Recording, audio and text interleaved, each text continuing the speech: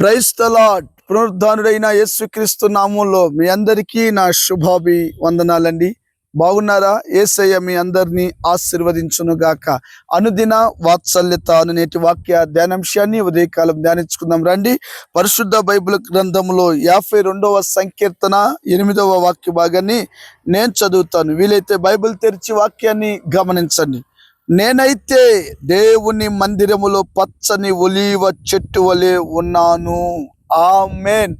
దైవజనమా, చదవబడిన ఈ వాక్య భాగంలో నుంచి ప్రభు ఈ ఉదయకాలం ఈ వాక్యం వింటున్న ప్రతి బిడ్డతో, ప్రతి వ్యక్తితో దేవుడు మాట్లాడుతున్న ఒక చక్కటి మాట ఏంటో తెలుసా? నేనైతే, ఎంత ధైర్యం అండి దావీదుకి, ఎంత కాన్ఫిడెన్స్ అండి. నేనైతే దేవుని మందిరములో పచ్చని ఒలీవ చెట్టు వలె ఉన్నాను అంటాడు.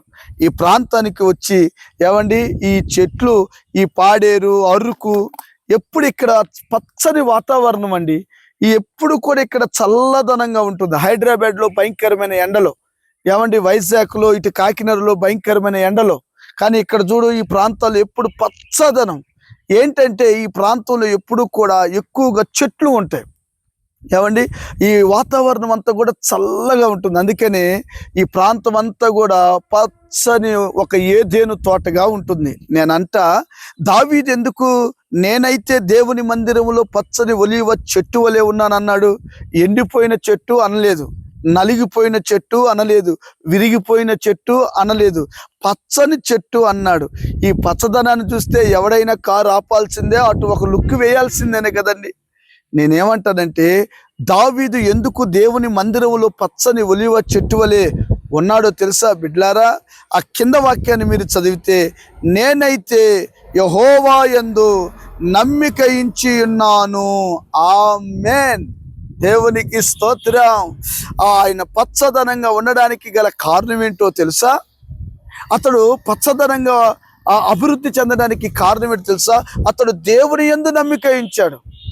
ఎప్పుడు శూన్యములో నమ్మాడు, ఎప్పుడు అరణ్యములో నమ్మాడు, ఎప్పుడు శత్రువులు వెంటాడుతున్నప్పుడు కూడా దేవుణ్ణి నమ్మాడు. అందుకనే దేవుని యందు నమ్మిక ఉంచువారు ఇలాంటి పచ్చని చెట్టు వలె, ఫలములు కలిగిన తోట వలె నా దేవుడు మీ అందరినీ చేయునుగాక. మరొక మాట చెప్పనా? ఈ పచ్చని చెట్టు అన్నాడు కదండి, ఒలీవతోని ఎందుకు పోల్చాడు? మీరు ఎప్పుడైనా గమనించారా? దావీదు ఆషామాష అయిన వ్యక్తి ఏమీ కాదు, చాలా జ్ఞానవంతుడు. కొంతమందిని ఏదైనా కోరుకోండి అంటే, నేను కుక్కను తండ్రి, నేను పిల్లని తండ్రి, నేను పామున తండ్రి అంటారు. ఈ పిచ్చి మాటలు మానేయాలి మనం. అతను ఏ చెట్టుతో పోల్చాడు? ఒలీవ చెట్టు. నేను ఇజ్రాయెల్ దేశం వెళ్ళినప్పుడు కూడా అక్కడ ఒలీవ చెట్లకి చావు ఉండదు.